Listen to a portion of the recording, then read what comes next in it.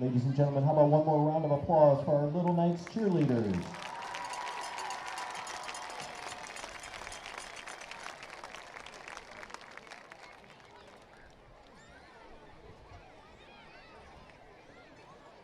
Little Knights cheerleader parents, you can pick your child up after the first quarter in the commons area.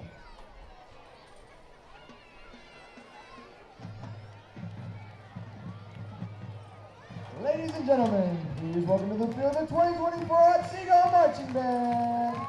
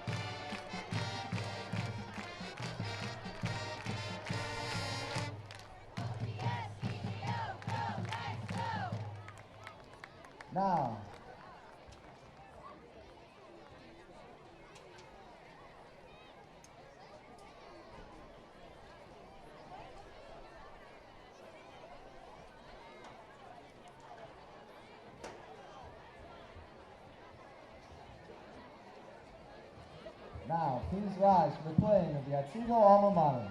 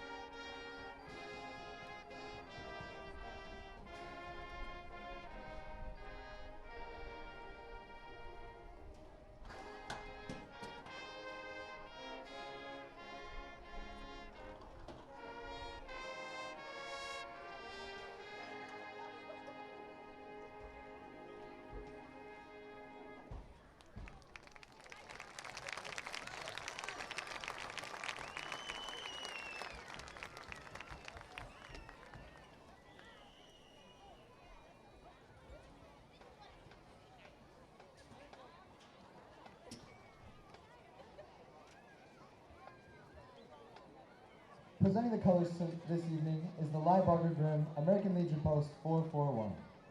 Ladies and gentlemen, the privilege of this event was made possible by those who have fought and continue to fight for the freedoms we enjoy. Let us now honor and respect their efforts and the greatest country in the world, the United States of America. Civilian gentlemen, please remove your hats. All veterans, we encourage you to render the appropriate salute. And everyone able, please stand and place your right hand over your heart and proudly sing our national anthem, which will be conducted this evening by Otsego High School's band director, Rebecca Schwartzgall. Ladies and gentlemen, our national anthem.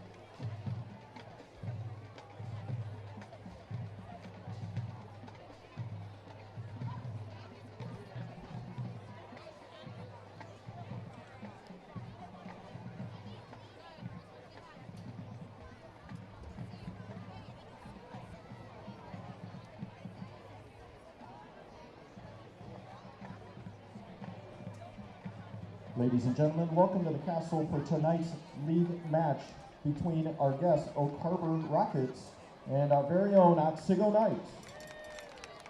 Otsego Schools, its administration, athletic department staff, and students welcome you. We are pleased that you are here tonight. As members of the Ohio High School Athletic Association, Otsego High School and Oak Harbor High School abide by the high standards of conduct, competition, and relations with member schools. Please remember that this is a game between our young people, involving friendly rivals who deserve and expect good sportsmanship from all in attendance. Enjoy the game while displaying support and positive enthusiasm for our athletes. Tonight's officials have met the procedures adopted by the Ohio High School Athletic Association and are here to promote the sport while administrating the rules in an impartial manner. We appreciate their commitment to youth athletics. Tonight's officials include David Lucas, Kyle Height, Craig Kupferberger, Gene Brandstone, and Jared Green.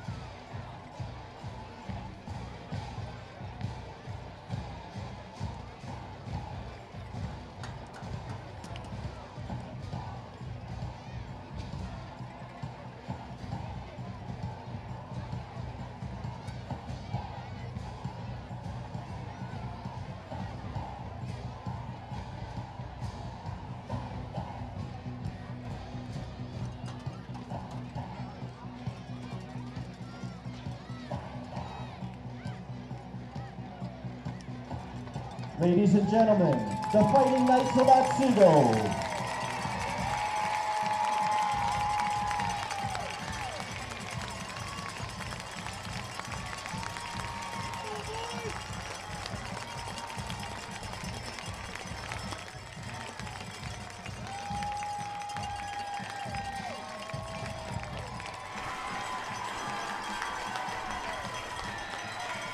For a third time as NBC rivals, these two teams take to the field for football. First time here at the Castle. It's Oak Harbor and Otsego. Hello, sports fans, and welcome inside the broadcast booth here on Otsego TV.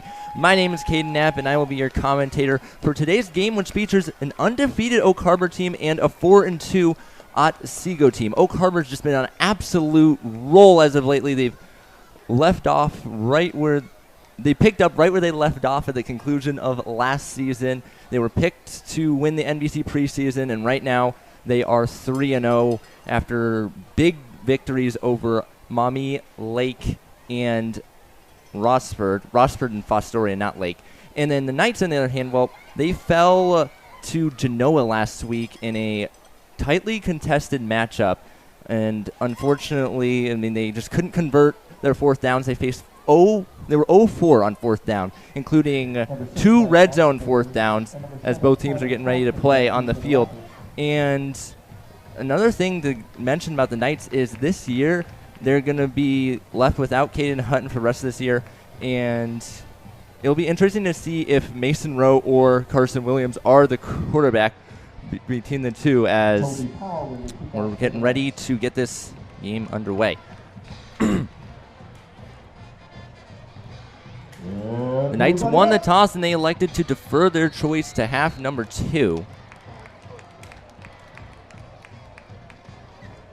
So Oak Harbor will receive it. Powell starts his drive, puts foot to football. We're underway here in the Castle with this ball being fielded at the 15, and a lot of room in front there, and up to the 50-yard line it goes. A big return to get that underway. Tackle was made by number 88, Toby Powell. Powell, the kicker, got the tackle for the Otsego Knights. So here come the Oak Harbor Rockets offensive lineup. Great starting field position for them. They're led by Michael Lalonde, the senior quarterback.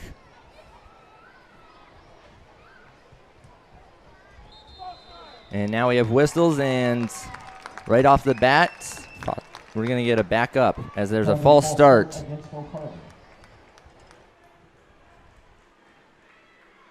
So instead of starting at midfield, they're going to start in their own territory. First down and 15. We're 5 seconds into this one.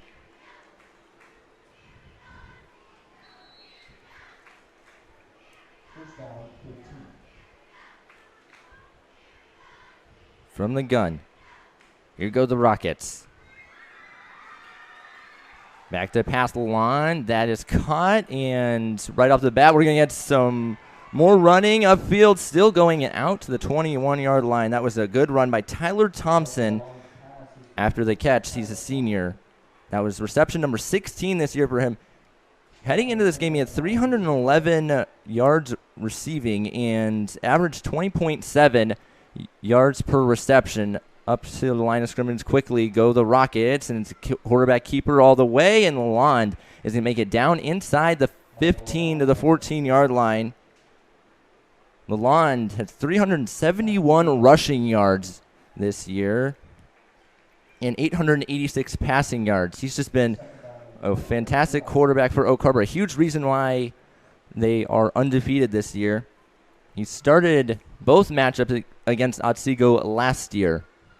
He goes back to the gun. We're at 11-13 to play in the first quarter. Lalonde keeper, this time up the right side, and he's going to be met and dropped right at the line of scrimmage. That's going to bring up third down and 4. Carter Lampy in on the tackle for the Otsego Knights, the senior tackling another senior. An infringible fact about Oak Harbor is their offense is very good at scoring points.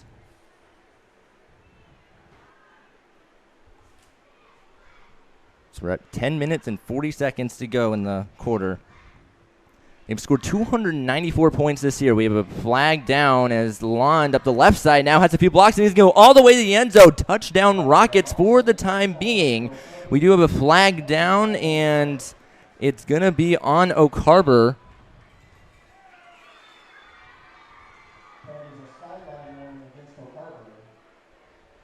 So they said sideline warning on Oak Harbor, so the touchdown is upheld. 6-0. They go right down the field with ease.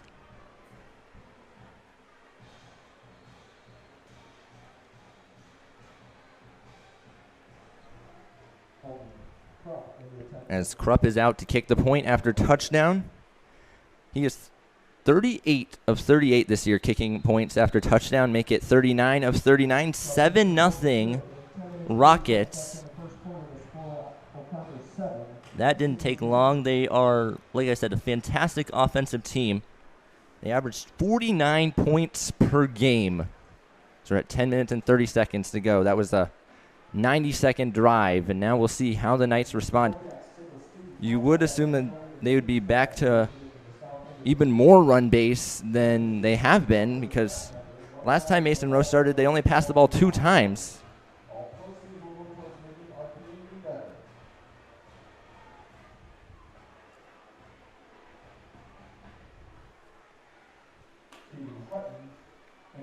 Hutton and Frank, the returners. No surprise there.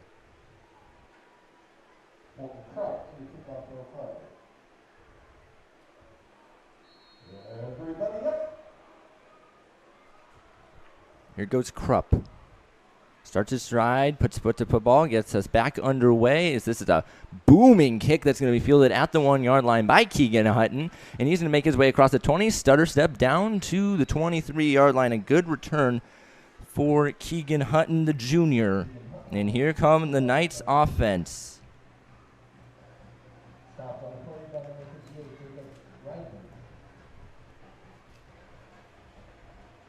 Mason Rowe runs over from the sideline and has a chat with his offense. That return took 5 seconds off the game clock. Just getting started here in Otsego. Beautiful night. It's about 72 degrees. It's about an 8-mile-per-hour northern wind. Off of that, this is going to be a handoff up the middle, and Knights are going to get nothing there. Keegan Hutton was the ball carrier. That was the 117th time that he's gotten the football this year. He's up to 638 yards rushing, 5.5 yards per carry, and he has 9 touchdowns in total. Lampy checks out of the game for Dane Fatzinger. 2nd down and 9. This is a play action fake, roll out, throw it. That was a high pass and incomplete it goes. Fatzinger was the intended target, and that was the first incompletion that Rowe has thrown this year. He was 2 of 2 prior to this with 13 yards passing. So now 3rd down and 9. We'll see what Coach Rutherford draws up. He has a record of 2-1 as a head coach against the Oak Harbor Rockets.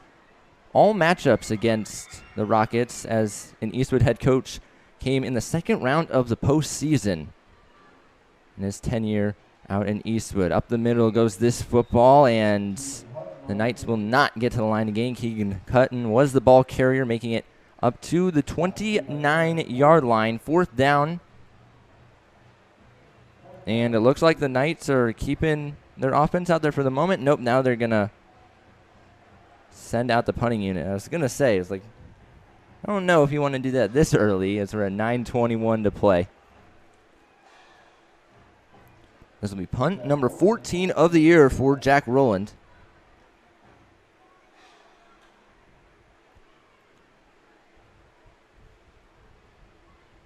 This is a punt that goes high in the air. Nice kick that's going to be fielded and then dropped at the 35-yard line, but Oak Harbor gets back on it and moves the ball up to about the 41-yard line. So here go the Rockets on offense for the 2nd time today. Now, I don't know if you can see this on the screen, but you can tell that during the road trip, the Knights repainted the field and made the lines and hashes and numbers much brighter and better to see. That's Lon from the gun. Quick throw. Far sideline caught by Thompson. He's going to get tackled instantly at the 46-yard line. Already the 2nd catch of the game for Thompson. 2nd down and 5. 8 minutes and 38 seconds to play. Opening quarter.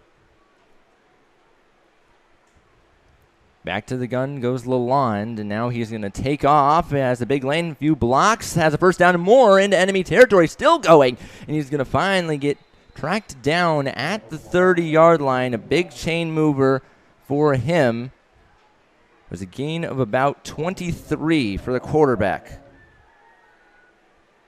He has 5 touchdowns on the ground this year, 10 through the air. 5 wide setup, quick throw. There's Thompson running the curl route, and he's going to get tackled quickly. The chain gang hadn't even fully set the chains. That's how quickly Oak Harbor got to the line and ran that play. Fatzinger, the freshman, in on the tackle. 2nd down now. This is going to be a handoff, and dropped in the backfield is Carson Reidner. That's going to bring up 3rd down. Lampy got to Reidner, and we'll see what is drawn up here on 3rd down. Reidner leads the NBC in touchdowns at 21. Closest player to him is Cody Wolf of Maumee with 12. So he's handily leading it. To the gun on 3rd down and 5. Quick throw, and that's incomplete. Broken up. Out there in coverage was Dane Fatzinger. Thompson was the intended target, and it looks like Oak Harbor's going to keep the offense out there. Can the Knights get another stop? By the way, this is the first time this year that the Rockets are going for it on 4th down.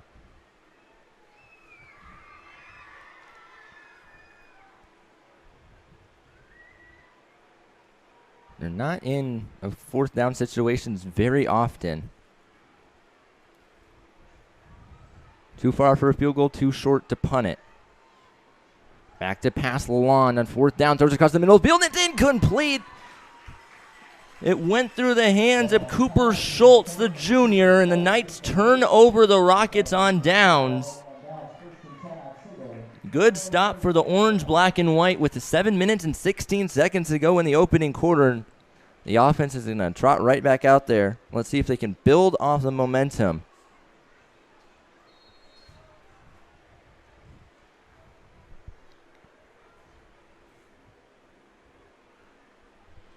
The Knights want to win this game. They need to keep it low scoring and limit the big plays by Oak Harbor. This is going to be give. There's Mason Creamer, and he's going to get back to the line of scrimmage just barely. That was the 400th time he's gotten the ball this year on the ground. 40th. I can't read my own handwriting, apparently. He has 262 yards total this year. Second down and 9. 6 minutes and 52 seconds to play. We have a little bit of stoppage on the field. So now the officials say wind it.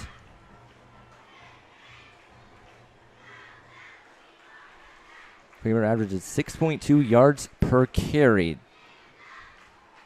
And that ball is going to move up to about the 30-yard line, bringing up third down for the Knights. It's Keegan Hutton, the ball carrier again.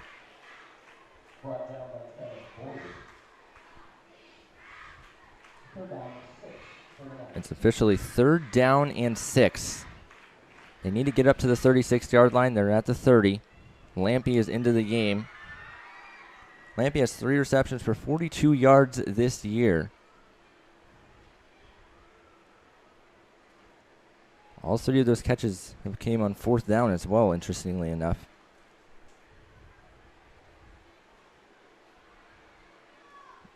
This is a handoff, and it looks like it was Limes, the ball carrier, and he's going to get right near the line of gain. We'll see if the officials move the chains, and the near side official says yes, move the chains. And they do. First down Knights. They convert it. Good run for Jake Limes. He got just enough. That was the 36th time he got the ball this year, and now Dane Fatzinger checks into the game. He's up to 236 yards rushing, Jake Limes is. He's another player who averaged 6+ yards per carry at 6.4.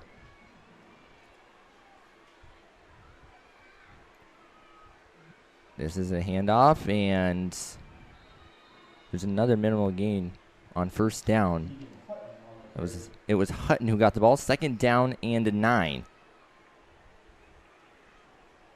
This Oak Harbor defense is very, very good. They've allowed a total of 36 points this year. That's 6 points allowed per game, as we're at 5 minutes to go in the opening quarter.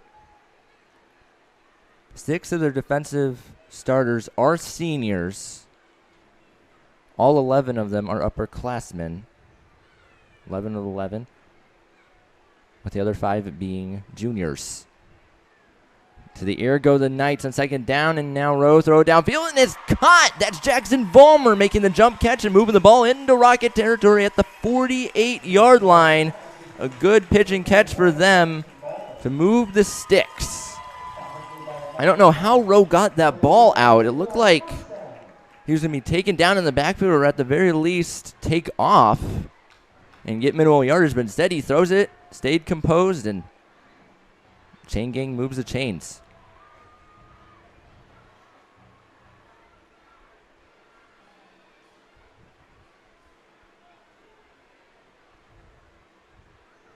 This is another pass. Throw it in, and it is caught by Dane Fatzinger. His first catch of the year, and it makes it second down and 6. There's a gain of about 4. Move the ball up to the 30, up to the 44-yard line. At 4 minutes to go in the quarter. Second down and 6. Changing hashes.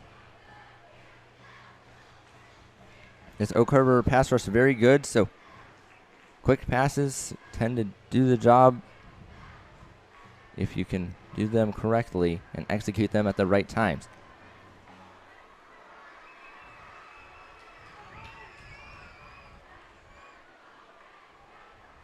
Here is a hand up the middle, and another first down for the Knights. That was Keegan Hutton moving the ball up to the 33-yard line, and that's what the passing game can do, especially when you run it a lot. and you get together a few passes that move the ball downfield, and then you time up that rushing attack perfectly, and it was a good run for Hutton. It was a gain of about 12.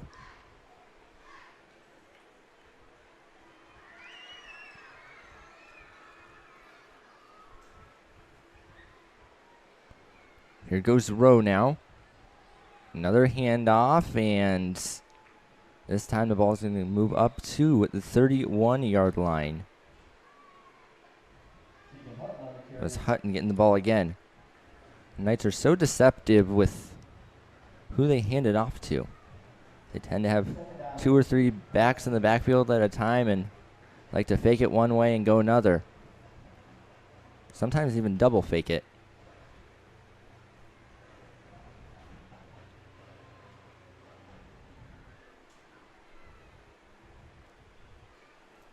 Second down and 8 it goes. This is a give up the middle, and a good run to get the ball right near the line to gain. First down Knights, they say. That was Jake Limes, the ball carrier, getting another first down carry. And this time the clock reads 2 minutes and 13 seconds. The chain gang thought it was third down. The near side official saying, hey, it's a first down. Now the officials are going to have a chat and say first down. A little bit of confusion, but the officials got it sorted out. Let's get it started here at Otsego TV. 7-0 Oak Harbor up to this point. Knights driving deep in enemy territory. This is a little trickery handed up the middle, and there's a gain of 1 for Jake Limes. 5'9", 160-pound senior.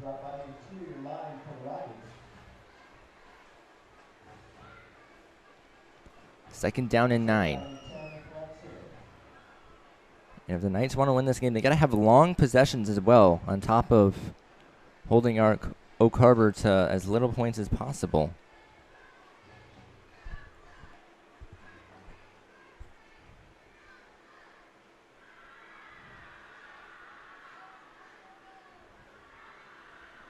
Under center.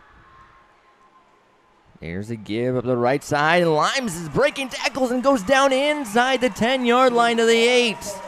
A great carry for him. Keep going with the hot hands. That's a third first down he's picked up this drive. As we're approaching 1 minute to go, first down and goal from the 7-yard line. Lampy back into the game, relaying the play to Mason Rowe.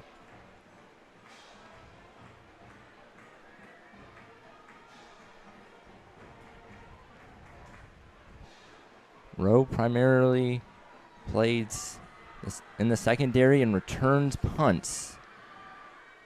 Now the quarterback, as there's a handoff and hit and dropped instantly as Jake Limes with 40 seconds to go. We'll see if the Knights decide to run another play or let the first quarter clock expire.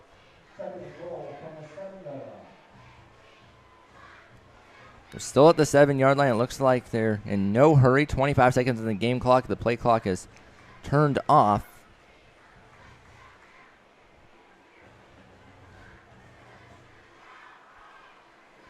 They're just going to let this quarter end. 7-0 in favor of the Rockets. Their first time here at the Castle as an NBC team. I'm going to step aside and allow you guys to see who's getting highlighted on the field. On Tuesday, she qualified for the Division II state tournament with a score of 84, finishing 4th overall at the district tournament. During the regular season, Lizzie won medalist honors at 8 events, including winning the NBC Championship and being named Golfer of the Year. Throughout her career, Lizzie has set impressive records at Otsego, holding the lowest 9-hole average in a season at 41.7 and the lowest 18-hole average at 83.6. She played a part in 4 league championship teams and competed in the last 3 district tournaments. Your accomplishments not only reflect your skill, but also inspire those around you. We are all so proud of you and can't wait to see what the future holds. Good luck at the state tournament at Firestone Country Club in Akron on October 13th and 14th. We'd also like to say congratulations to our 2024 track and field athletes. Tonight we have Nathan Strom, who was state runner-up in the 800. As a junior, his time was 1 minute 53.6, was the sixth fastest time in Division II and 18th in the entire state. He currently holds a school record in this event as well. Nathan also qualified and competed at the New Balance Nationals over the summer. Molly Kramer placed 12th in the 110 hurdles and was the highest placer among freshmen in the state tournament.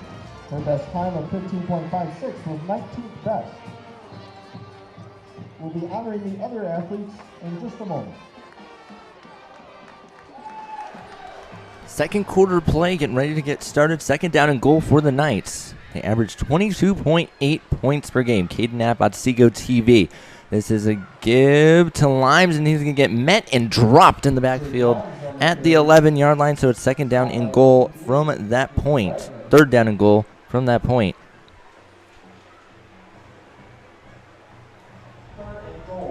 So we'll see what the Knights run on third down and goal.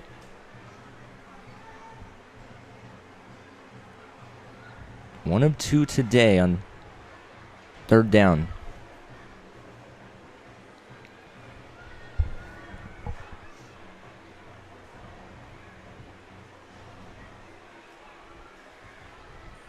Under center. This is going to be a pass by Rose, met in the backfield and sacked all the way back at the 22-yard line. The Knights got it all the way up to the 7 and then just went backwards from that point. Fourth down and goal now. And they said Rose forward progress put him at the 20.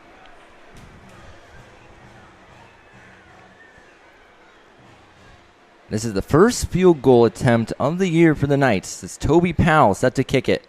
37-yard attempt. It'll be snapped at the 20. Good snap, good hold, and the kick is going to be short and no good.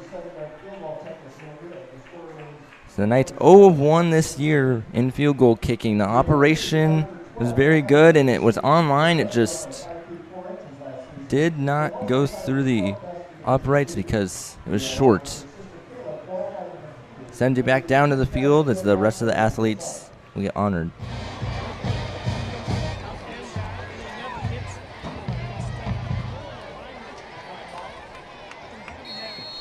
Maybe not.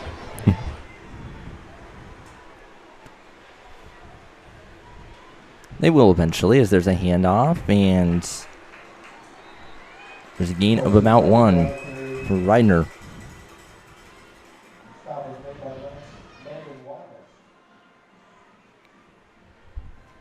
Second down and 9 for the orange, black, and white on defense and the Rockets on offense. We're 2 minutes into the second quarter play.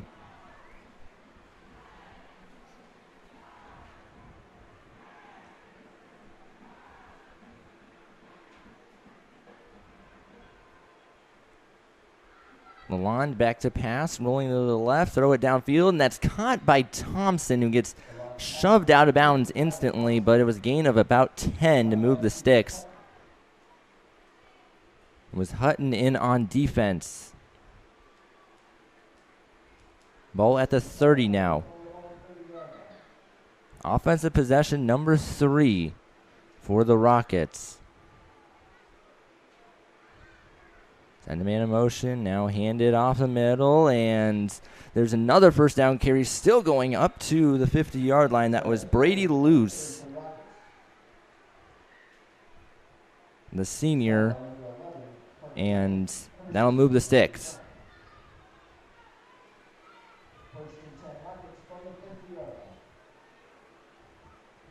Rockets moving the ball again.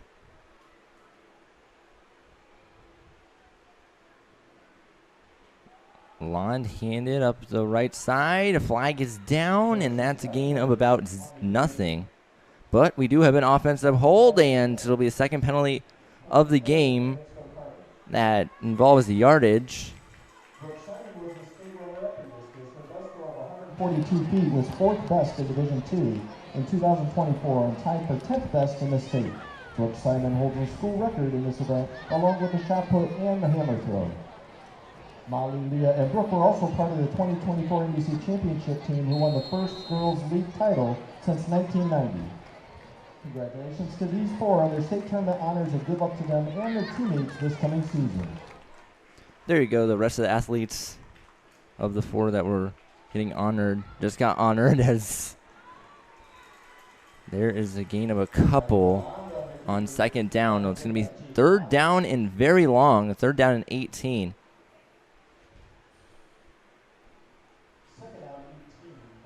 The hold really backed him up.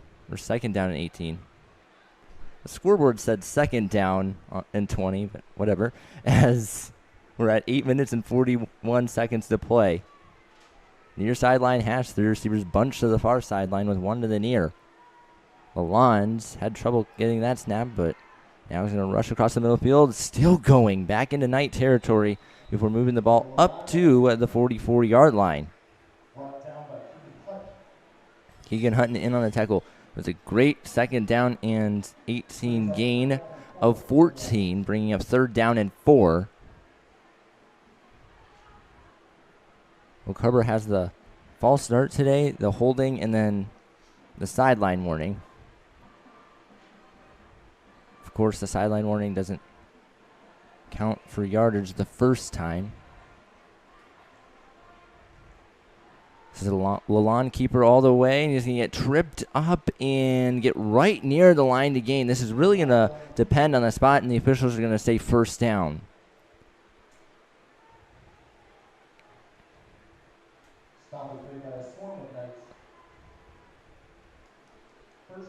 A lot of Knights in on that tackle.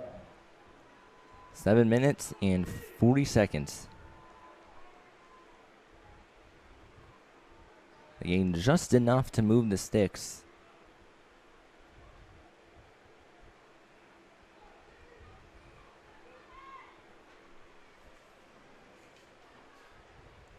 Back to pass Lalonde. He's going to take a shot deep downfield, and it is incomplete. He overthrew everyone. In fact, Thompson had to play a little bit of defense there because Batzinger was the closest player to it. He has one interception this year.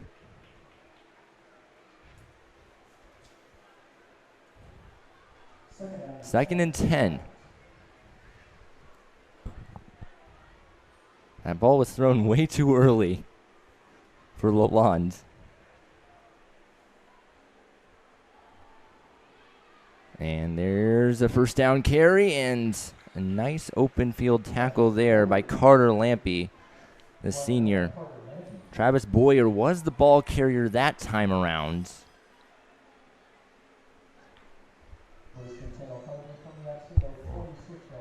Boyer, the junior, 5'11", 215 pounds.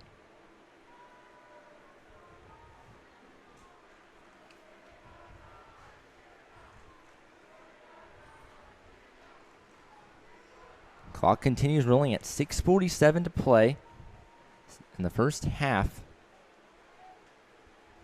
Caden Knapp, Otsego TV.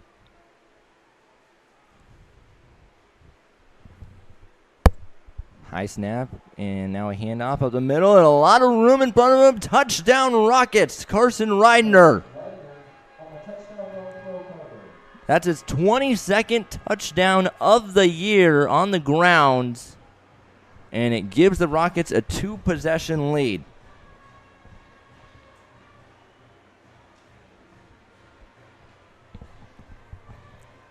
Silence the Knights fans, as here we go, the point after touchdown attempt.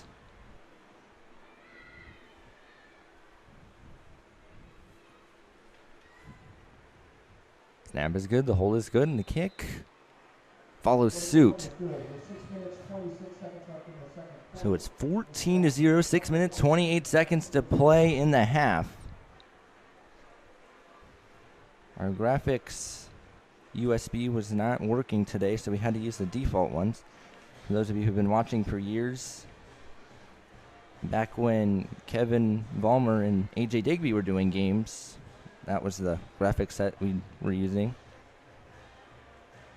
I will be asking a trivia question per normal or usual in the third quarter play.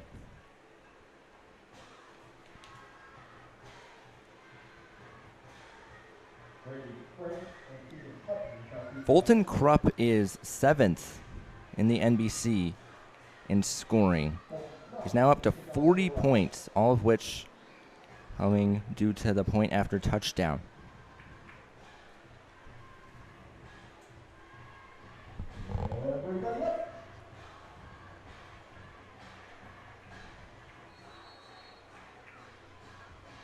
Here goes Fulton Krupp to boot it away.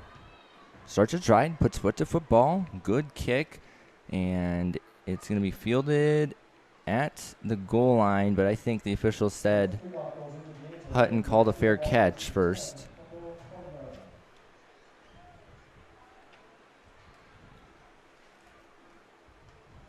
So here go the Knights offense again. You kind of need to score here, at least something to get the momentum going. I mean, it's last week and then now stretching to this week, they just have not been very good in the red zone.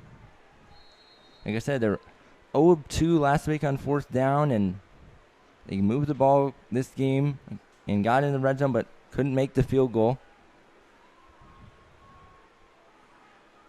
So there's a give up the middle, and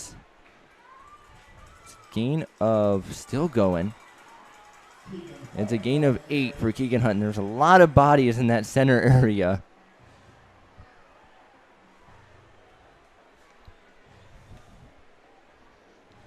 Halfway through the second quarter play.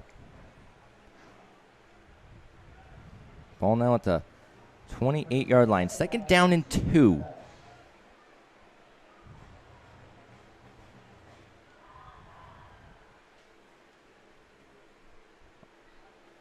Under center now. This is a handoff up the middle, and waiting to see a signal. First down, Knights. Keegan Hutton got it again, and he moved the sticks. Jacob Reidner was in on the tackle, a 6-foot senior.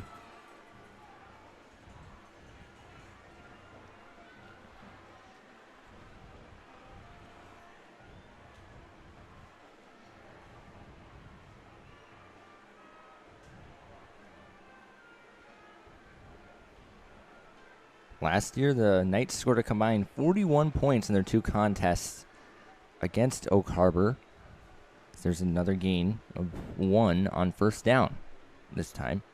Second down in about 8. Reidner got another tackle as we're under 5 minutes. In both those matchups, Oak Harbor scored 49 points, though.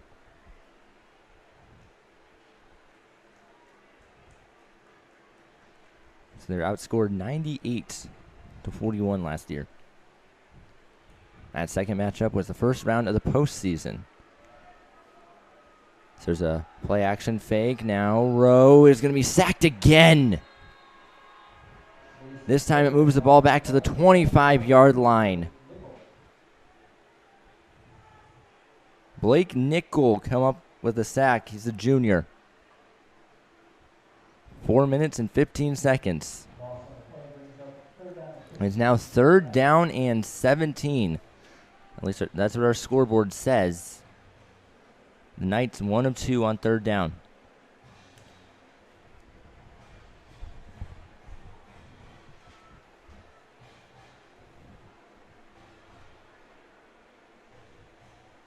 We'll see what coach draws up here.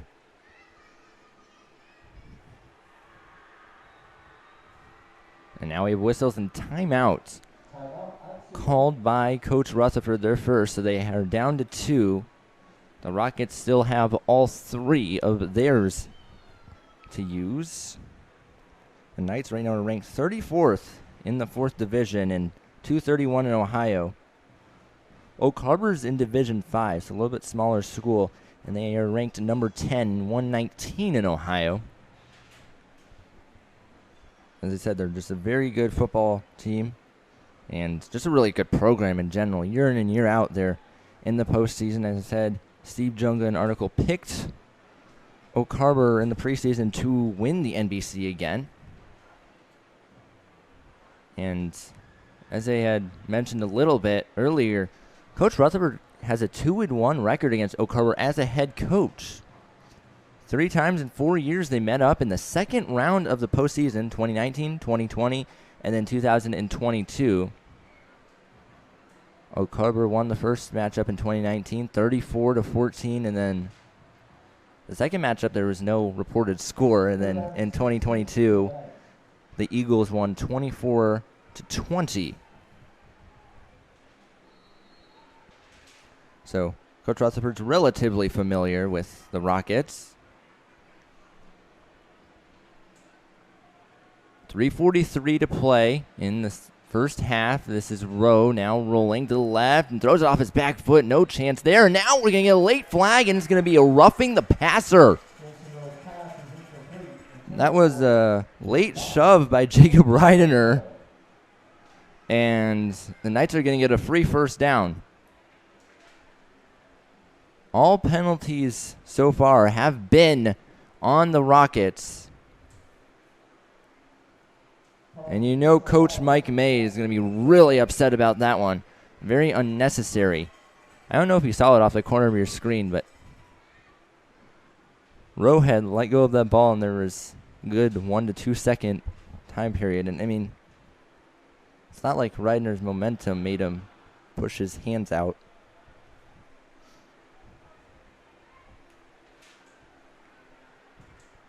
So now the ball is at the 40-yard line.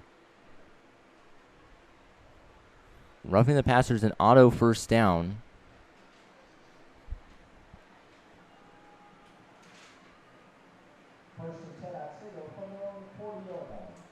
Giving them new life.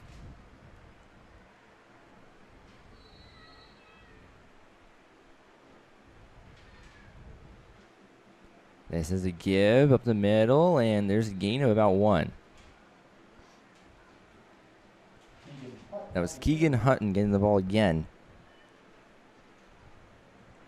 As I said, he's the lead back in this backfield. No doubts about it. And heading into this game, and like I said, he had 116 attempts rushing. And second place to him is Chris Kazmaier with 49, who is out tonight. There's a give up the left side, and there's a gain of a couple for Mason Creamer, who's up over 40 attempts. Mind you, also with Keegan Hutton, like I said, he leads by a ton in getting the ball compared to the other running backs. He did not get a ton of carries against Rossford. I mean, he was primarily put in on defense that game. And Kazmaier got the load of the work.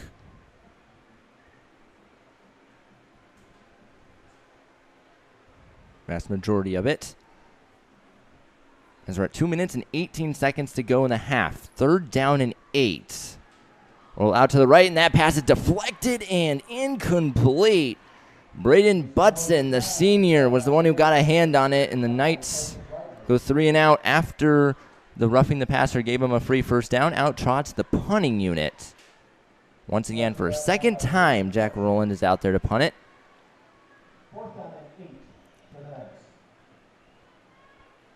This will be punt number 15 of the year for him. He has a total of 363 yards punting, average 27.9 yards per punt. He has 1 touchback, and 4 times has he punted a ball that's been downed inside the 20. This is a high punt, and it's going to take a bounce at the 34-yard line. A nice Otsego bounce, and it's going to be downed at the 29-yard line there. Trendle was the one who downed it. The Knights have really had an issue with injuries this year. It's unfortunate. Brayton Knapp, Drew Vollmer, Caden Hunt now, Chris Kazmaier.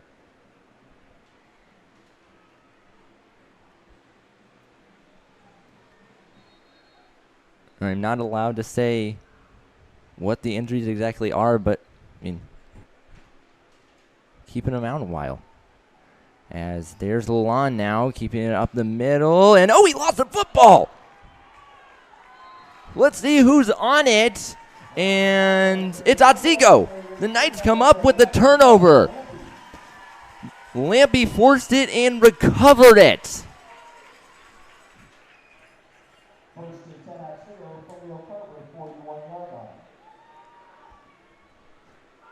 The umpire official fell down, and it was a scramble drill for it, and the Knights won it. So now they have the ball in Rocket territory. 1 minute, 50 seconds to go in the half. Caden Knapp, Otsego TV. Email me anytime, 25knap@otsegoKnights.org. The ball at the 41-yard line, under center. Goes Mason Rowe. It's the handoff to Mason Creamer, and he's going to get dragged down right at the line of scrimmage. That's the second turnover that Lampy has done. He has an interception and now a fumble. Second takeaway. As the clock is under 90 seconds in the half. The Knights have 2 timeouts.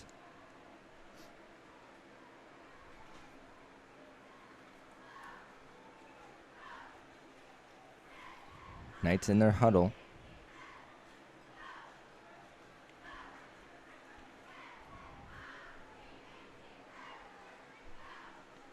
Three seconds to snap it. They get it off. It's a play action fake and throw it across the middle of the field. That's caught. That's caught at the 30-yard line. Will move the sticks. It was Mason Creamer, and with 58 seconds to go, the Knights are going to scurry to the line. Creamer had a touchdown reception last week at Genoa. That was his 5th reception of the year. Now up over 100 yards receiving. It's a gain of about 8. And now it's Jake Lyons, the ball carrier. He's getting met and dropped in the backfield at the 31-yard line. And now Coach Rutherford, with 40 seconds to play, is going to use timeout number 2. This has been just a fast-moving first half. We're down to 40 seconds, and we've had about 43 minutes of gameplay in real time. As many of you know, with the Knights being so run-heavy, games get done so quickly. And they just fly by. And in turn, it makes it feel like the season's even going by quicker. Already in week number 7. Hard to believe. It's the Knights break their huddle. Knights 1-1 at home this year.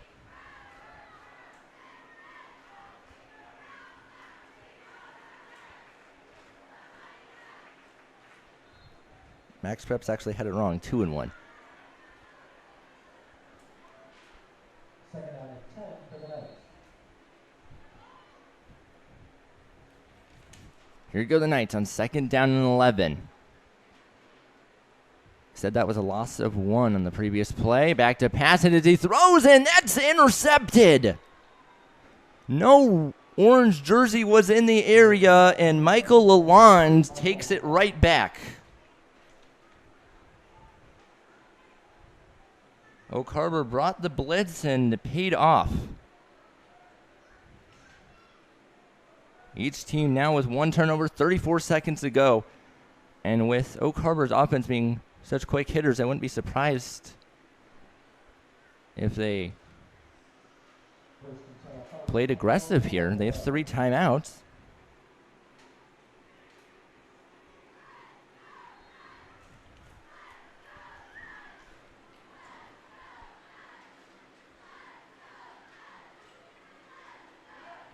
They'll go to the gun. Roll out right side, throw it downfield, and that's caught and out of bounds at the 21-yard line. That was Wyatt Osberger. Osberger, the junior, 6 foot, 160 pounds. Also plays defensive back. 28 seconds to play.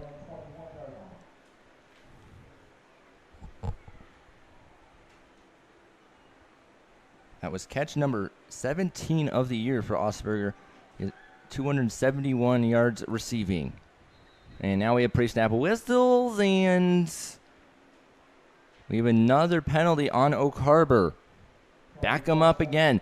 First down and 15 now. No runoff, though, because the clock was stopped. Osberger averages 16.9 yards per reception this year.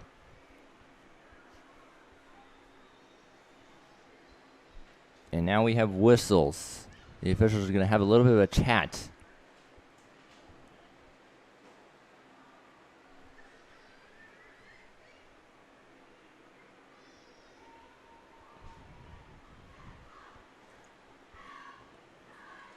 Wonder what this is about. I'm guessing it's something to do with the clock.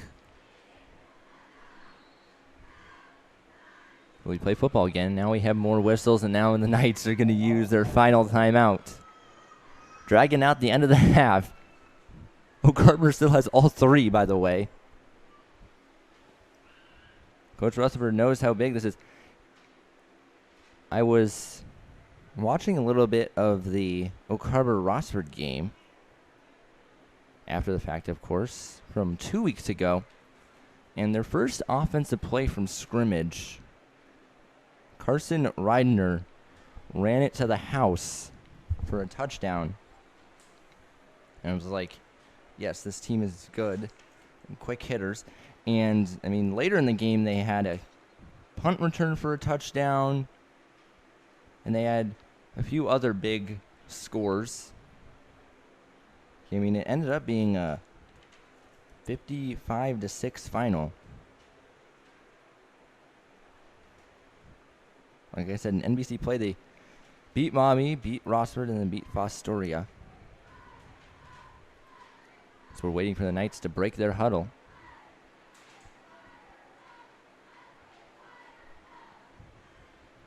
KNAP Otsego TV, as you know, I'll be asking a trivia question in the third quarter.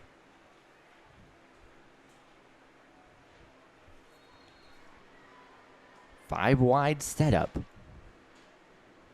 There goes Lalonde. Now he's going to take off up the middle, and he has a few blocks, stutter steps, and he's going to make it up to the 30-yard line, and now Oak Harbor is presumably going to use timeout number one, and they will with 16 seconds to play in the first half.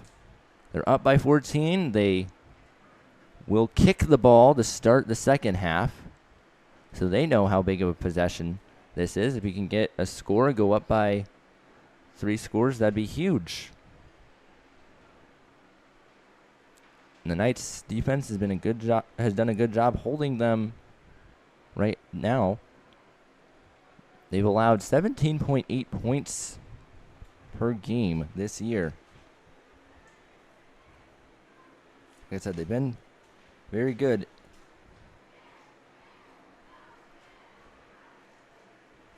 The Liberty Center game was the only game they allowed more than 30. And really against Genoa, they played fantastic as well. And they got key stops, including one late that gave the Knights the ball back with a chance to tie it.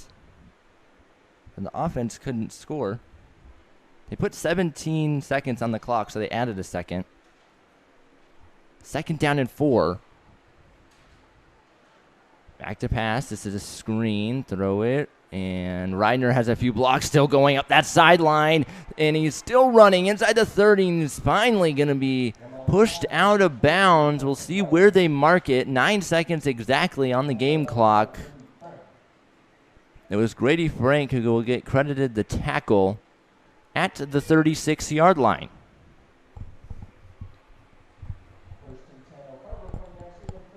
That's exactly what they needed. Reidner's 5th reception of the season.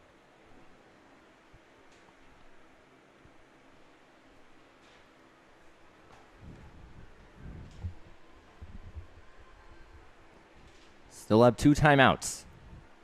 Back to pass is a quick throw to the sideline. It is caught and out of bounds. Move the ball up to the 31-yard line with 4 seconds to go. That was Tyler Thompson making the catch. Now, they did say he was inbounds when Thompson caught it, so Oak Harbor used their second timeout. No surprise there. Coach Mike May was right on top of it, and the official instantly threw his hands up and said, timeout, timeout. And now it looks like they're going to attempt a field goal. This would be a long one. It'll be snapped from the 31. Add 10 yards for the end zone. You're at 41, and then you add 7 for how far back he kicks it from. So it's a 48-yard attempt.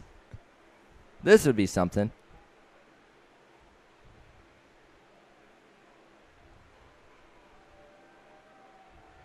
If Kirk Cousins was their quarterback, I'd say do another quick hitter across the middle of the field and call a timeout. Make it the field goal a little closer. Snap is good, the hold is good, and the kick is good. It's good. Fulton Krupp made the 48-yarder. My goodness. It's not every day you see that in high school football.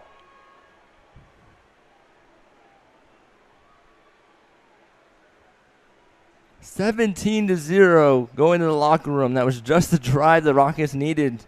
And as I said, the Knights will receive the second half kickoff. That completely changes the momentum because, I mean, you don't allow points there, and the Knights are going to the locker room being like, we're only down by 2 scores to this juggernaut of a team. We can do this. We get the ball back to start the second half. Instead, you see Oak Harbor over there celebrating, and they get the momentum heading into the locker room. My name is Caden Knapp. This is Otsego TV. As you know, feel free to email me anytime at 25knapp@otsegoknights.org. 17-0 the score after one half of play. It's Oak Harbor, it's Otsego. I'll be right back. Thank you all for tuning in.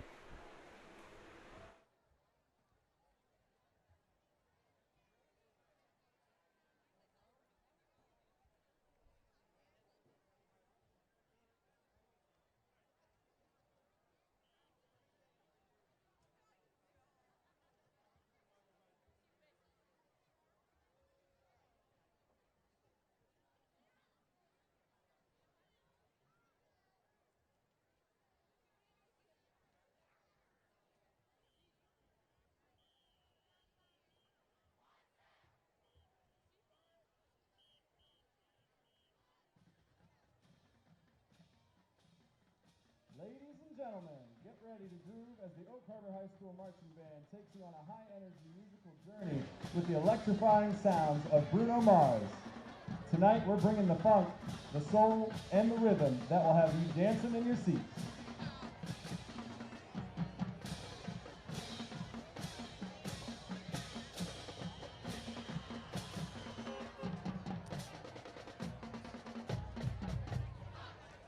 We kick off our halftime show with an irresistible hit. Let the smooth grooves and catchy melodies sweep you away as our talented musicians set the stage for a night of unforgettable music. This feel-good anthem will have you singing along and tapping your feet to the beat. Here is Treasure.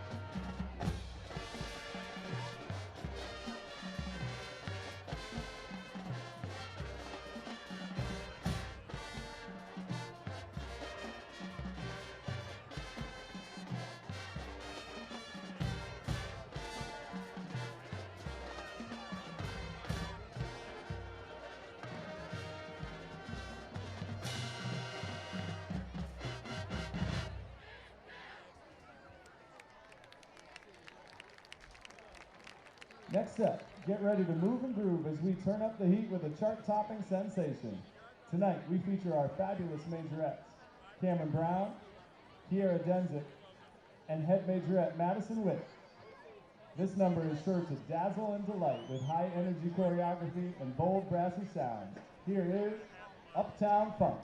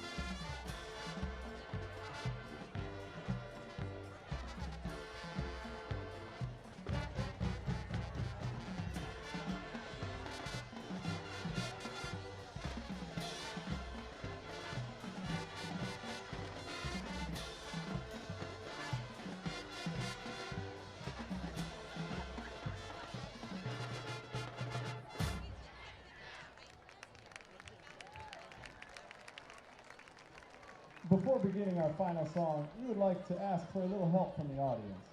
The Oak Harbor Band has been nominated for WTOL 11's Band of the Week. We would appreciate your vote.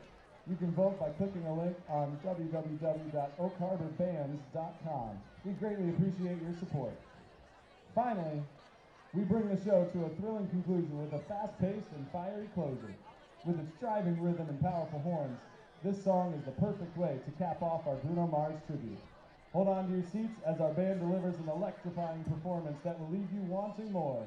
Here is Runaway Baby.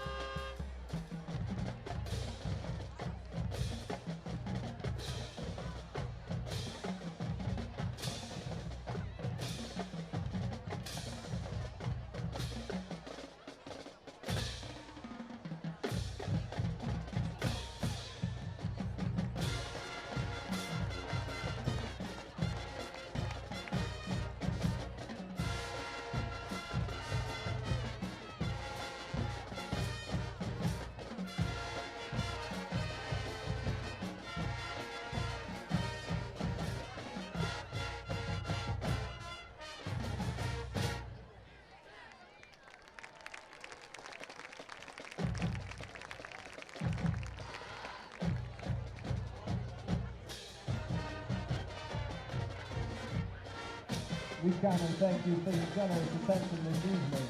The Oak Harbor High School Marching Band is under the direction of Mr. Travis Magato and Mr. Jonathan Head. The auxiliary squad is advised by Tori Pickett. The field commanders are Addison Gonzaga and Chloe Kelly. Head majorette is Madison Litt, and the dance is choreographed by Chloe Kelly and Jenna Piper. Please check out our website at oakharborbands.com for more information. Good evening and go Rockets!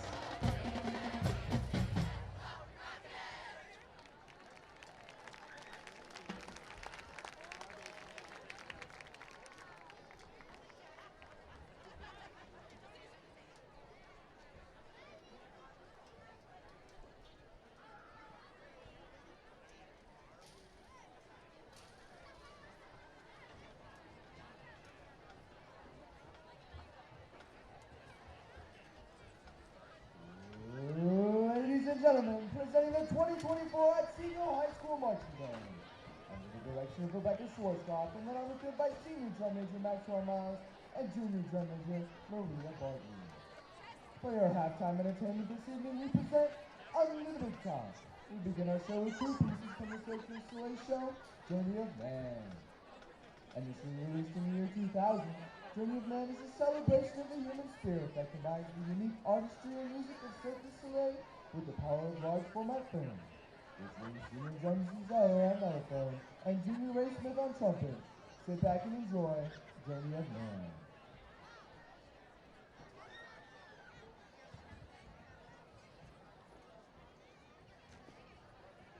Senior drum major Maxwell Miles, is your band ready?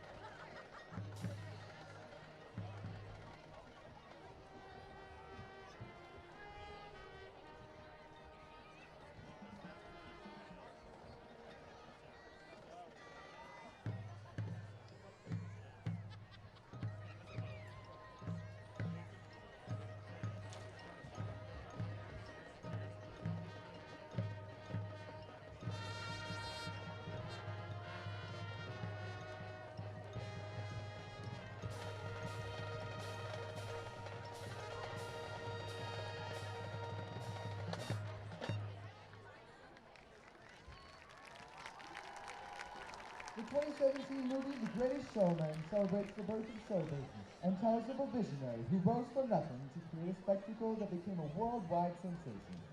The song, This Is Me, is an anthem that encourages everyone to step out, because this is your moment. Featuring Junior Kid and Horn on flugelhorn, here is This Is Me.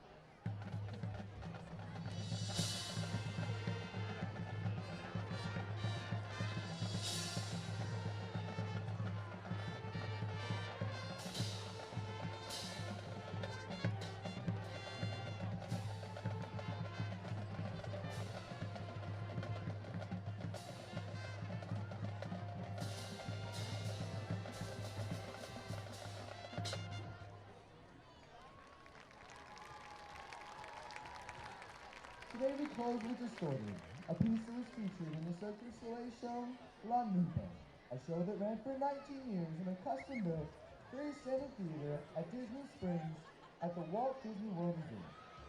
We hope you enjoy Distorted.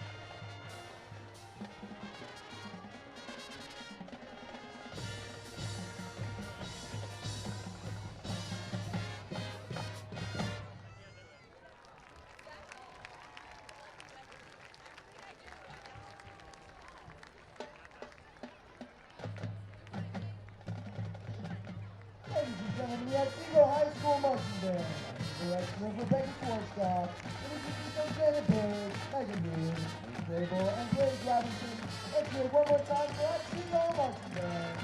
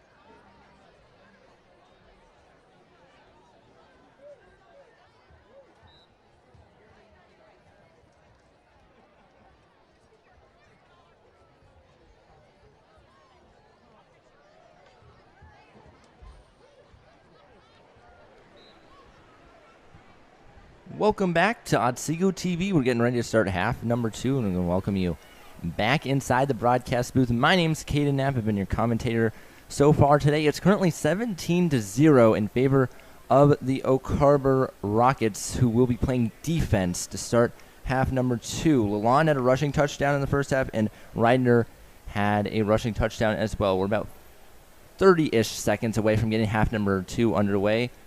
both teams still stretching and preparing for that second half. The Knights defense did a really good job at holding and containing Oak Harbor. Now what I want to do is kind of give you guys some scores from around the NBC and the areas. Now they put 3 minutes on the clock, so a little more time until we start half number 2. Oak Harbor was late to get onto the field, but Lake and Rossford at half are tied at 7, and then Maumee leads Genoa 24-7. The Knights play Maumee to conclude the regular season, and then Eastwood leads Fostoria by a score of 21-0. That's no surprise there. And then, interestingly enough, Liberty Center and Patrick Henry are each tied at 7. As you know, Liberty Center, they have a huge streak of consecutive wins in the regular season. It's nearing 30 as we speak. They're 6-0 this year, so they're tied at the half there, and we'll see how that game kind of plays out, and we'll also see how half number 2 plays out here. Of course, Rowe has the interception thrown, and Lalonde has the fumble. Each quarterback 1 turnover as Oak Harbor still in their huddle, and the Knights getting ready to get out of theirs. We have the clock stopped, so I'm going to send you back down to the field. Now the clock starts again. I'm not sure if they'll just say, hey, let's start the second half, but right now, but we'll see. They already did the meeting at the logo between the Knights captains and the Rockets captain to say, so the Knights can say, hey, we're going to receive it, start the second half.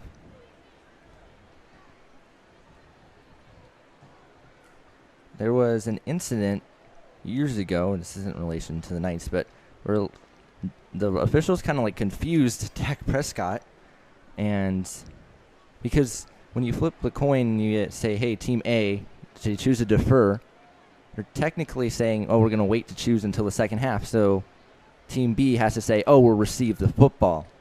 And Dak Prescott goes, oh, we'll kick it, because, hey, usually that's what teams do. They want to play defense first and get the ball to start the second half. And the official's like, you mean receive, right? And he's like, oh, okay. But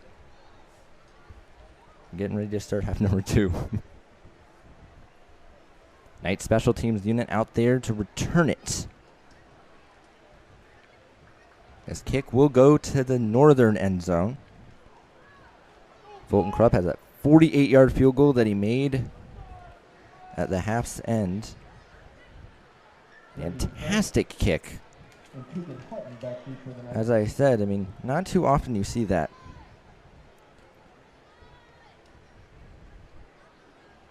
Hutton has 6 returns this year for 128 yards, and Grady Frank has 8 for 158 yards.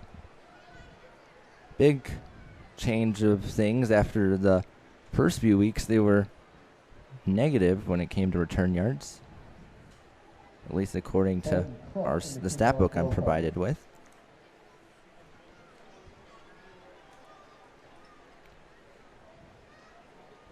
Big possession for the Knights. As I said, they got to find a way to get momentum. Down by 3 possessions. Krupp starts his stride, puts foot to the ball. We're back underway. This is another great kick. It's going to be fielded at the 5-yard line by Keegan Hutton. All the kicks have gone to the left side, and Hutton, a few blocks and a lot of green grass in front of him, running around, and he's going to be pushed out of bounds at the 45-yard line, the officials say, of Otsego. That return took 8 seconds off the clock, and here we go. Half number 2 on Otsego TV. If you're enjoying this broadcast so far, please hit the thumbs up button under this video. And look at this. It looks like Coach Rutherford is putting in Carson Williams to quarterback the Knights. He's under center. And I was going to say, if there's no flag there, that would be a very bad miss by the officials. A false start. I think almost everyone moved there. So it'll be first down and 15. But yeah, I was thinking during the break, does Coach Rutherford put in Carson Williams? His first pass at the varsity level was a few weeks ago against Fostoria, I believe it was. And it was an interception. So can't really get worse than that, passing-wise, from here on out. He goes under center once again. And, oh, ball's out, and it's going to be a sack. Carson Williams is dropped in the backfield by Jacob Regner. Reidner was in on the tackle. That's Jacob Reidner, and that's going to move the ball back to the 34-yard line. Second down and long.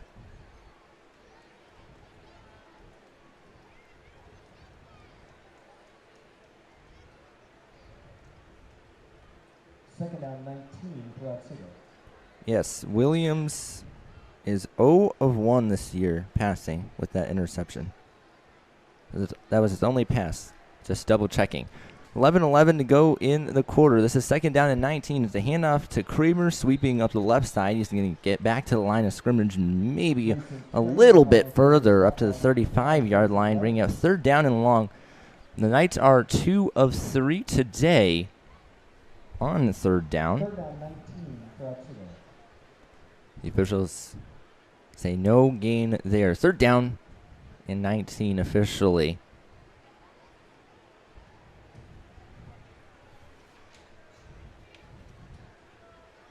Now, if you're wondering, oh, who's Carson Williams? It was a 5'8", 132-pound sophomore. Also listed as a linebacker on the team. Handoff there, and that's not going to get anywhere near the line to gain. 3 and out go the Knights after the good return. Now the punting units. Keegan Hutton on the carry, stopped by the interior line for the Rockets. Good stop by the Rockets. They have 2 returners.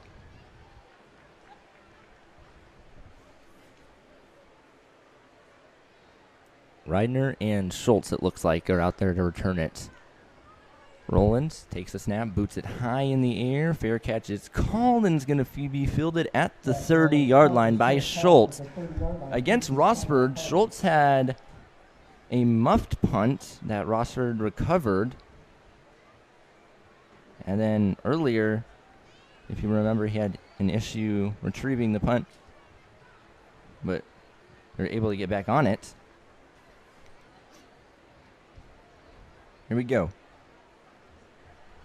Now, another interesting thing is Oak Harbor this year has had Michael Alon return some punts, which you generally do not expect a team to have their quarterback returning punts or kicks because it puts them in harm's way. A lot more so than they already are in. I mean, that's the value position of your team. There's a gain of 2 by Reidner. Second down and 8, 9 minutes, 22 seconds to play. Second down 8 for the Rockets. I'll ask the trivia question after this possession by Oak Harbor. From the gun. Back to pass Lalonde. Clean pocket, has a man wide open, caught. Was a little underthrown, but correct placing, I think, because Fatsinger was the deep safety. And he was in the area. That was Tyler Thompson, the senior, making the catch. Oh, now they say it's incomplete. Interesting. So a little too much on the underthrow there. I guess not enough power on it. Too short. As now we have whistles, and the Knights are going to make it third down and 3. They jumped. Third down and 3 for the Rockets.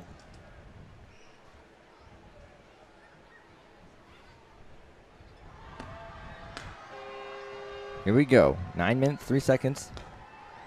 This year on third down, the Rockets have passed it 57% of the time. So they hand off up the middle, and that's going to be enough for a first down for Reidner. Moving the ball up to the 41-yard line. Just got enough. That's going to put Oak Harbor at 50% on third down for the day. And Braden Sadler was in on the tackle.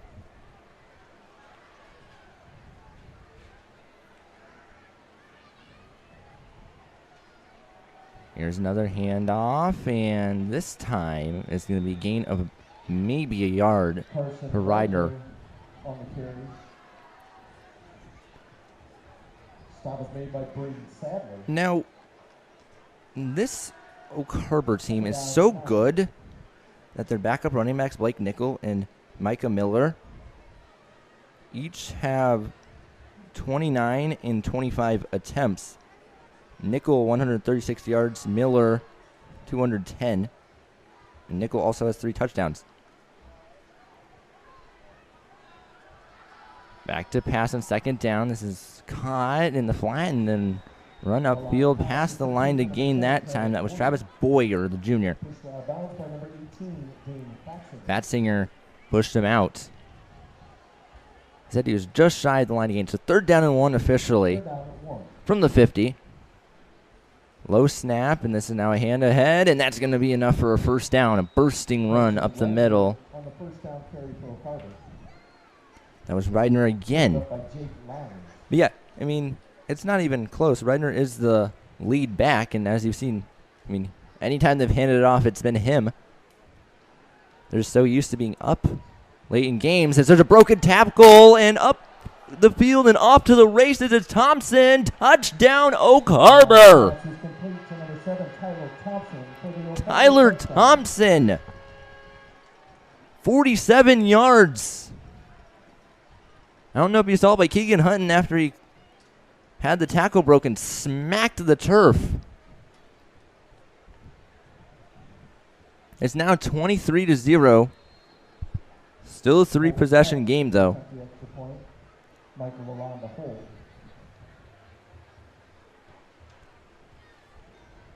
Krupp out to kick the point after touchdown. Snap is good. The hole is good, and the kick follows suit. Automatic. And now, ladies and gentlemen, boys and girls, I'm going to ask the trivia question today.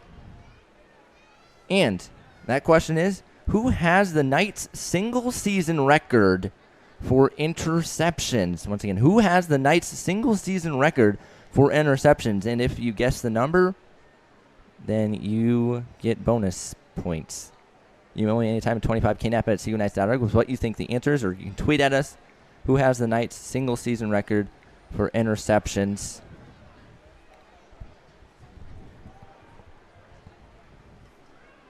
Good amount of takeaways.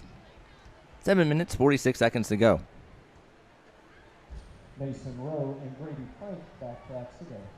And if you get the decade right that that player played in, you get even more bonus points. Let's see how well you know Otsego history.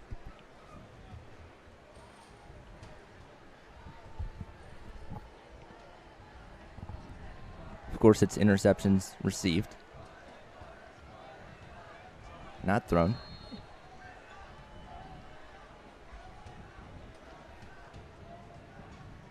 Starts right, put foot to football. We're back underway, and this is the kick that it will go through the end zone for a touchback.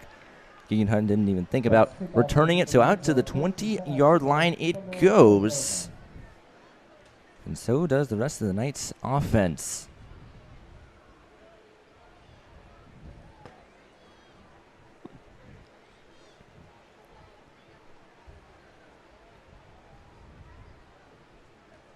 Both opening offensive possessions for Oak Harbor have been touchdowns now.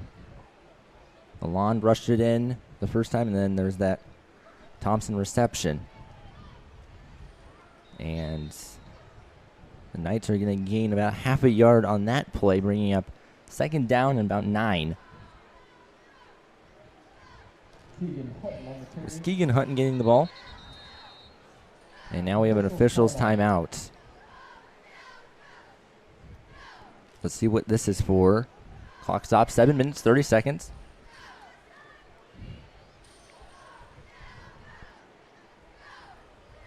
Our athletic trainer, Jen Magnow, out there having a chat with Keegan Hutton. He's walking under his own power.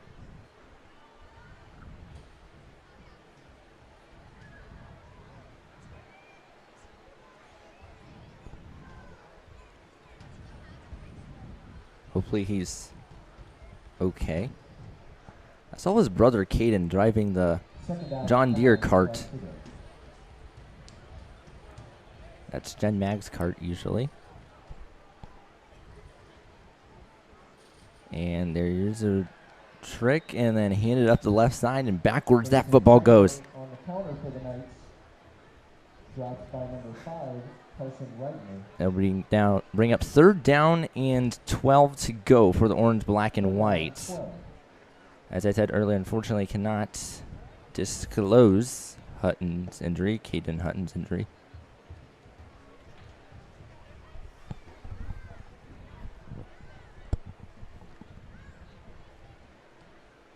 Trivia question still is, who has the Knights single season record for interceptions received? And the Knights are once again not going to get anywhere near the line to gain. Back-to-back 3rd down and long handoffs on back-to-back possessions. That was Monty Martin who got it. Martin is a sophomore, and then Sadler's also a backup running back. Both of them have seen an increase in playing time with Kazmaier being out. 6 minutes on the 3rd quarter clock. Roland gets the snap and he boots it high in the air. It's a pop-up. That's going to take a bounce, a nice Otsego bounce into Rocket territory, be down at the 41-yard line.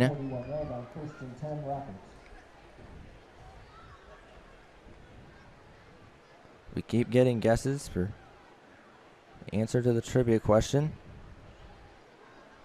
Not a correct one yet, though. Your hint is he played before the year 2000. Who has the Knights single season record for interceptions received?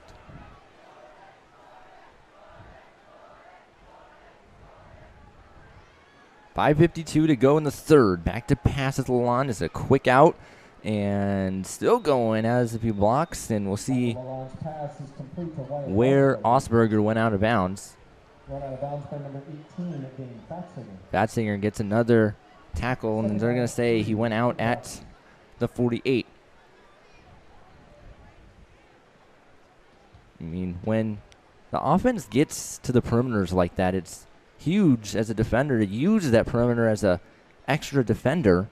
Batzinger's done that tonight quite often as there's a handoff, and it's going to be 3rd down and very short as the ball gets moved into Otsego territory. Oak Harbor 3 of 5 today on 3rd down. They're generally a passing team, I'd say. They rush the ball quite a bit, though. But I think they run out of the gun quite often, as you've kind of seen tonight, and there's a handoff up the middle. They have a 1st down. They run it when they need to and when they want to chew clock, when they have those big leads. And that's kind of what brings the numbers closer. It's about a 60-40 split. Now, they do average 17.9 yards per completion and 16.9 yards per rush. That's according to Huddle. Back to pass to Lalonde. That's caught by Thompson. Breaking tackles. He's a shifty receiver, and he's going to move the ball up to the 35-yard line. And now we have a stoppage on the field.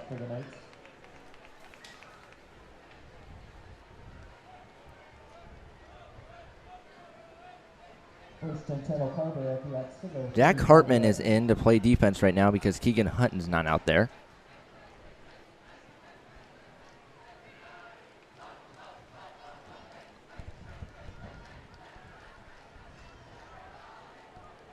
Lampy and Limes are the linebackers at the moment.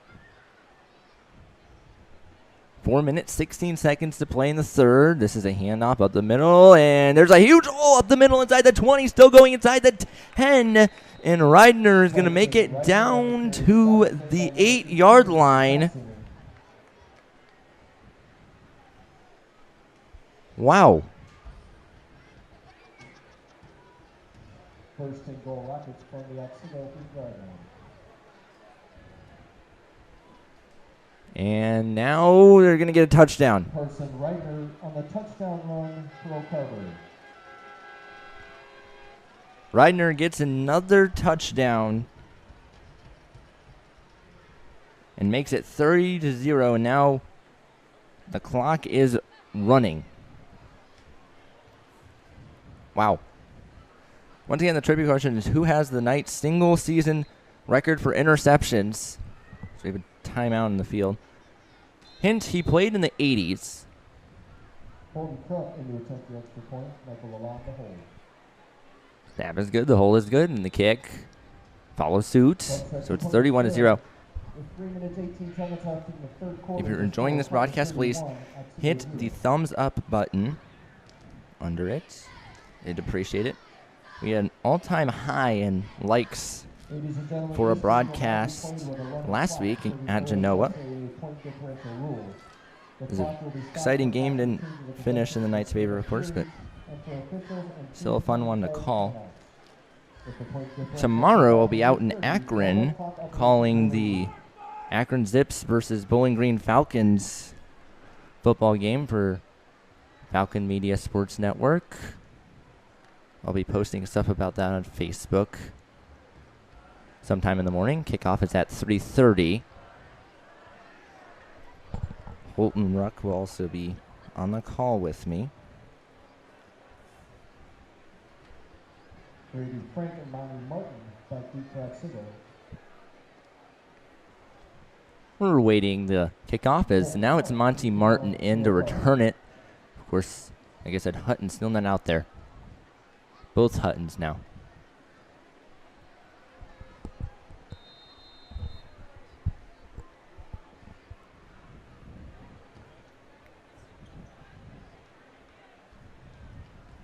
Krupp starts his stride, puts foot to football, gets his back underway. Another booming kick. This time it's going to be fielded at the goal line by Grady Frank, and he's going to get about 15 yards back. Would have been better to let it bounce through the end zone. Net loss of 5 from where it would have been the 20 had it gone through the end zone, but you can't really blame him for returning it there. 2:53 to go. It's 31-0. The clock should be running because as the third quarter, and we're at over 30-point deficit. The Knights go to Eastwood next week. That's going to be a very interesting matchup. A little bit of a revenge game for Coach Rutherford. As you know, coached there for 6 years. And then his father, Jerry Rutherford, also has been helping with the football team. I see him almost every game running around with their cameras and other stuff for film. So, Rutherford's revenge game. So down to 2:27 and counting now. That'll be interesting. We'll see what type of broadcast it is. We might try and get a TV broadcast because it is such a big game.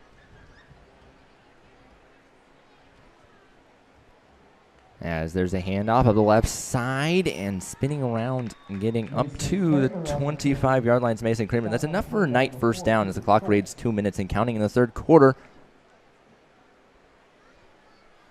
Once again, the trivia question, who has the Knights single-season record for interceptions? This player played in the 1980s.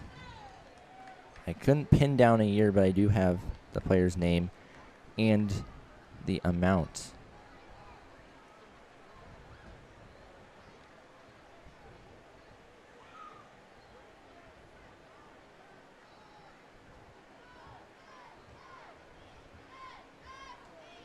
Guesses keep coming in. Number 38, Monty Martin. Martin got the ball that time. Down on the play by Heading into this game, he had only had 5 rushing attempts for 32 yards.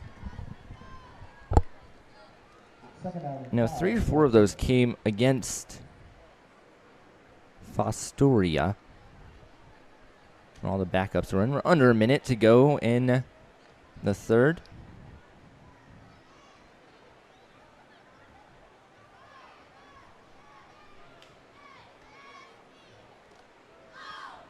As now the ball's out.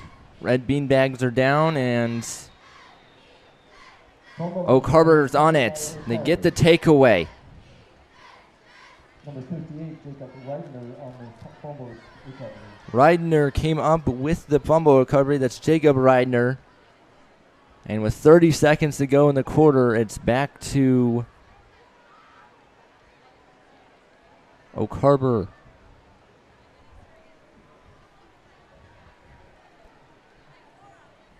Welp. Here they go. That's going to bring us to the end of quarter number 3 with a score 31-0 in favor of the Rockets. They're going to be walking out of here with a victory. Unless something really crazy happens, but now I'm going to welcome you back inside the booth. And I had asked you guys, who has the Knights single season record for interceptions? Well, no one got it right. We got a lot of guesses. And the answer was Bill Train. He had a total of 8 INTs in a season back in, I believe it was 84 or 85 was the estimate of when he played. But that was another. I got the idea from our PA announcer who does the JV games. He had said, hey, that's a good one to ask. And so did Charlie Spencer. But once again, you all know, you can email me anytime, 25knap@otsegoknights.org. So next time we do a broadcast, which should be next week, I'll ease up the trivia question just a little bit. We had, like I said, we had quite a few guesses, but thank you all for participating. I'm going to send you back down to the field. Now, like I said, I'll be calling the Bowling Green football game tomorrow, 3:30. It's a busy week for me. Clock starts and the officials go ahead. There's a handoff up the right side, and this football is going to move down to the 28-yard line. Now, and you probably noticed, behind me in the booth, we have this big black paper with our Otsego TV logo on it.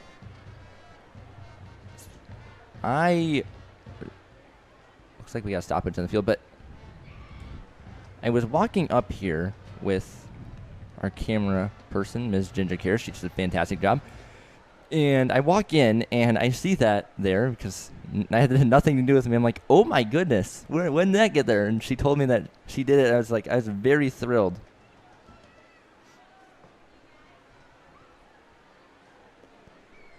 Adds a nice backdrop to when I welcome you guys into the booth.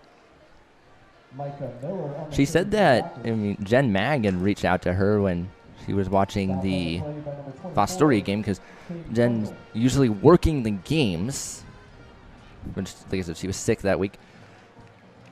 So she was like, hey, there's just a white wall behind, and I kind of pulled up the Otsego TV logo on my iPad here, but I was very thankful for that. I think it's a cool addition to the booth. This is 3rd down and 5, by the way. Hand off the middle and still going, turning legs and making it up to the 14. Now, the reason for that big shift or substitution that you all saw, we had the stoppage and then all Oak Harbor's offense just went over to the sideline, is because they shifted in their backups. It's like Micah Miller there, the sophomore, got the ball. The backup quarterback is Braxton Witt. We're under 10 minutes to play.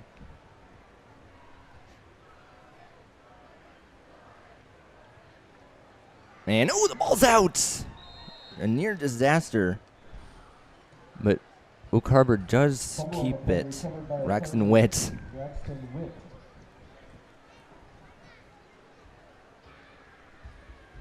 9 minutes, 30 seconds. Now, as I said, the Knights do travel to Eastwood next week. Then they're at home for their final home game of the regular season against Lake That'll obviously be on Otsego TV. And then they travel to Maumee to finish the year on October the 25th, at least finish the regular season. I'll give you an update on the playoffs next week, as there's a gain of about 1. I mean, we're getting into that time where it's like really keying in on who's in the playoffs, who's out. Knights made it last year at 4-6, went to Oak Harbor. Oak Harbor obviously is going to make it back to the postseason. On their way to 7-0. It'll be the second consecutive loss in the NBC for the Knights. Same thing happened last year.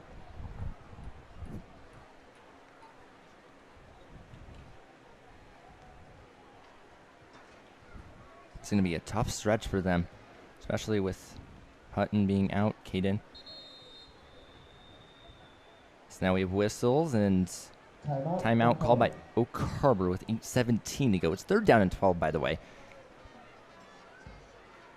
Looking ahead to Oak Harbor's schedule, next week they host Genoa, who, as I said, at halftime, they struggled or are struggling this week against Maumee, and then they host Eastwood. That's game 9. I think every single NBC fan is pretty much going to be keeping up with that game. Oak Harbor, Eastwood, week 9. It's going to decide who wins the NBC. And then they finish the year out at Lake.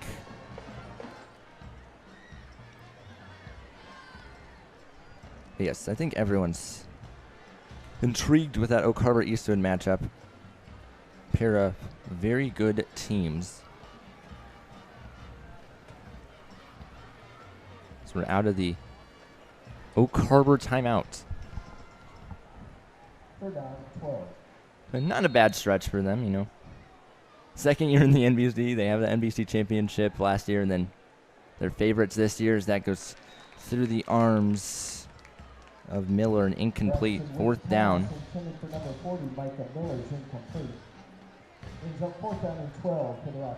Like I said, if you're enjoying this broadcast, please hit the thumbs up button.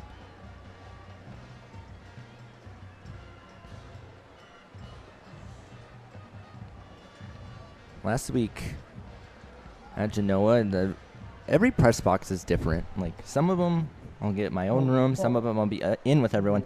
And I thought it was really cool being in an open area because they have the 2 coaches' booths, and then in the middle they have just everyone. They have the front table with the spotters and the scoreboard operators. The snap is good, the hold is good, and the kick is no good. It went off to the right, so it's 7:20 to play. The Knights will get it back on offense, but so I was in the second row. I was next to Steve Junga, primary writer for Northwest Ohio high school football. So, I mean, I read his articles quite often in preparation for these games. So I was like, oh, that's interesting, you know, putting a face to a name.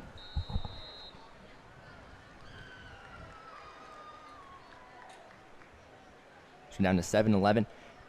Just got a text saying it is still 24-7 Maumee in the 4th quarter. Maumee is a much better team this year than they were last. So there's a handoff up the middle and gain of about 1. There's Martin getting the ball again. Knights are now going to be 2-2 at home this year.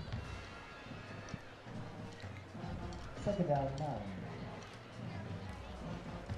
But trying to see where I wrote it down. Oak Harbor has they just won all their games by a lot. I mean, they won 44-6 against Bowser, then they won 48-0 against Woodward. Up the right side, there that football goes, and good run there by Caden Reinberger. Then they played Port Clinton. That game was tied at 7 at halftime. And then Oak Harbor went out and scored 35 unanswered points in the second half to win 42-7. Then they beat Maumee 56-17, Rossford 55-6, and then Fostoria 49-0. They blanked them last week.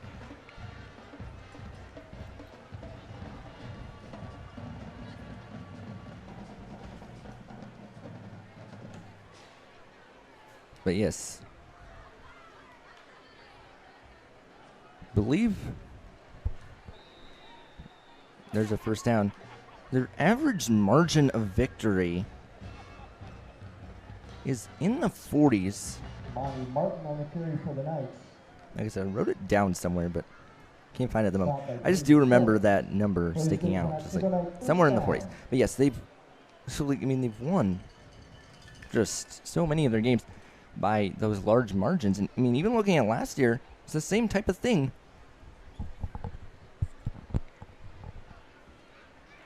They're just a powerhouse of a football program. As that pass is caught by Monty Martin. That's the first completion by Williams. So we're at 4 minutes and 49 seconds. Brought down by Carson Steinberg. I mean, I really do think that next year, especially with Coach Rutherford, having a year done here, this team's going to be much better. I mean, there's a fumble, and that's going to go backwards. We'll see who recovered it, and it is Oak Harbor. But, I mean, there's a lot to look forward to for next year. And, I mean, they've overperformed so far this year, I think. I mean, especially, you'd say, last year they started 0-3. And, I mean, now this year they're going to be 4-3. And, I mean, most of their games have been competitive.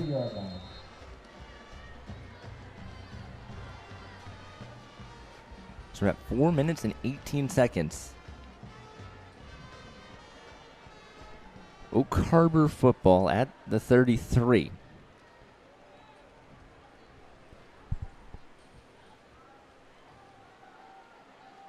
Up the middle, that one goes, and nothing doing.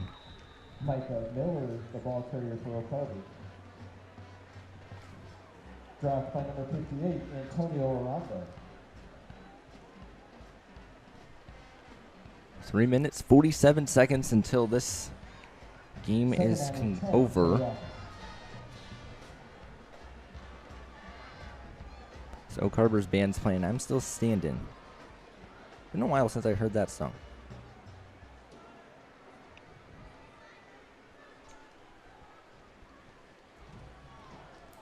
Up the middle goes that football, and now bursting the near sideline and going out at the 25-yard line was Miller. Pushed out of bounds by Grady Frank. Now, assuming Oak Harbor is unable to score 2 more touchdowns, the Knights are able to say, hey, up until this point at least, we've held Oak Harbor to the least amount of points of any team they played this year. Like I said, I just went through it, and 42 was the least amount of points they'd scored. I mean, they scored 17 in the first half, 14 in the second half, at least so far, 14 in the second half. This is a pitch forward,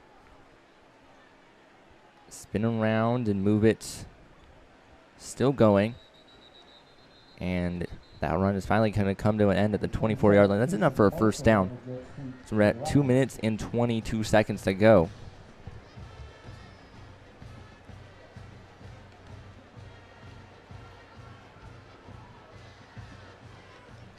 First and 10, Oak Harbor from the Otsego 23-yard line. I'd like to see next week how much Fatsinger gets used in the passing game and who's going to be the starting quarterback. For under 2 minutes. It's going to be a decision for Coach Rutherford. Now we're going to stoppage and play. And it looked like we had an illegal substitution on Oak Harbor. Now by doing that, it resets the play clock, which means they can kneel it out if they wanted to. We're at 90 seconds. See whatever Coach Mike May draws up. But Coach Rutherford is going to drop to 2-2 against Oak Harbor as a head coach. And they will knee it. Tracks to the wick, takes a knee for Oak Harbor. Clock winding away.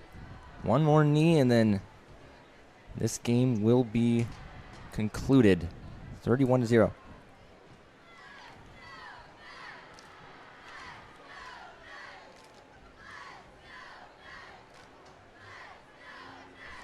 This matches the smallest win of the year for Oak Harbor. Port Clinton again was the other one. Takes a knee for Oak Harbor.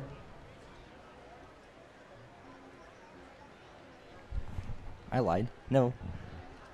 This is the smallest win they've had this year.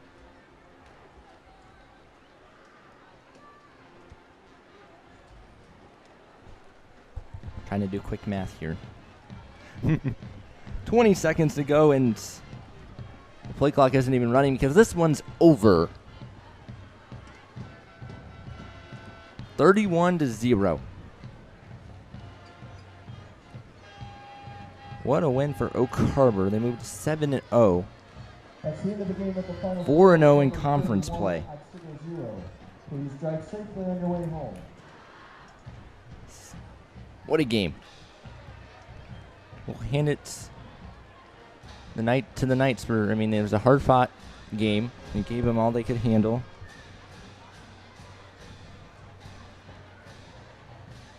It's a handshake. Everyone knows how I feel about that handshaking.